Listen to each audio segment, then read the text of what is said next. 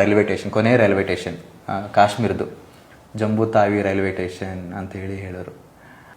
ಈ ಸ್ಟೇಷನಿಂದ ನಂದು ಆ್ಯಕ್ಚುಲಿ ಇಲ್ಲಿ ಮುಗೀತು ಕತೆ. ಇಲ್ಲಿಗೆ ನನ್ನ ಸಿಮ್ ವರ್ಕ್ ಆಗಲ್ಲ, ಯಾರ್ದು ಫೋನ್ ಬರಲ್ಲ. ಏನಕ್ಕೆ? ಅಲ್ಲಿ ನೆಟ್ವರ್ಕ್ ಇರಲ್ಲ. ನಮ್ಮ ಸಿಮ್ ಇಲ್ಲಿ ನಾವು ಯೂಸ್ ಮಾಡೋ ಸಿಮ್ ಅಲ್ಲಿ ನೆಟ್ವರ್ಕ್ ಇರಲ್ಲ. ಫುಲ್ 0% ನೆಟ್ವರ್ಕ್ ಆಗ್ಬಿಡುತ್ತೆ. ಒಂದು ಕಾಲ್ ಬರಲ್ಲ. ಆಮೇಲೆ ಅಲ್ಲಿ ಹೋಗ್ಬಿಟ್ಟು ಇನ್ನೊಂದು ಸಿಮ್ ತಗೊಂಡು ಕರೆನ್ಸಿ ಹಾಕ್ಸ್ಕೊಂಡ್ಬಿಟ್ಟು ನಮ್ಮ ಫೋನಲ್ಲಿ ಹಾಕೊಂಡಾಗ ಅವಾಗ ನೆಟ್ವರ್ಕ್ ಬರುತ್ತೆ. ನಾವು ಯಾರಿಗಾದ್ರೂ ಫೋನ್ ಮಾಡ್ಬೋದು. ಇದು ಯಾವ ಪಾರ್ಟ್ ಆಫ್ ಕಾಶ್ಮೀರ ಈ ಥರ ಸಿಮ್ ತಗೊಳ್ಬೇಕು ಅನ್ನೋದು? ಅಕ್ಕ ಅಲ್ಲೇನೋ ನೆಟ್ವರ್ಕ್ ನಮ್ಮ ಸಿಮ್ಗೆ ಜಾಮರ್ ಟೈಪಲ್ಲಿ ಏನೋ ಇರುತ್ತಂತೆ, ಅದು ನಮ್ಗೆ ವರ್ಕ್ ಆಗಲ್ಲ ನಮ್ಮ ಸಿಮ್ಗಳು. ಅಲ್ಲಿಂದ ನಮ್ಗೆ ಆರ್ಮಿಯವ್ರು ಫುಲ್ ಇದು ಆರ್ಮಿ. ಶ್ರೀನಗರಲ್ಲಿ ಇರೋಷ್ಟು ಆರ್ಮಿ ಎಲ್ಲಿ ಇಲ್ಲ, ಅಷ್ಟು ಜನ ಆರ್ಮಿ. ಎಲ್ಲಿ ನೋಡಿ ಬರೋ ಆರ್ಮಿಯವರೇ ಕಾಣ್ತಾರೆ. ಒಂದೊಂದು 10 ಹೆಜ್ಜೆಗೆ ಆರ್ಮಿ ಅವರು ಸೋಲ್ಜರ್ಸ್ ಇರ್ತಾರೆ. ನಾನು ಹೋಗಿದ್ದೀನಲ್ಲ ಆ ಟೈಮಲ್ಲಿ ಶ್ರೀನಗರಲ್ಲಿ ಹೋಗ್ಬಿಟ್ಟಿದ್ದೀನಿ. ಅವತ್ತು ಶ್ರೀನಗರಲ್ಲಿ ಎಲೆಕ್ಷನಲ್ಲಿ ಒಬ್ಬ ಮನುಷ್ಯನೂ ಇಲ್ಲ, ಕಾಣವಲ್ಲ ಕಣ್ಣಿಗೆ.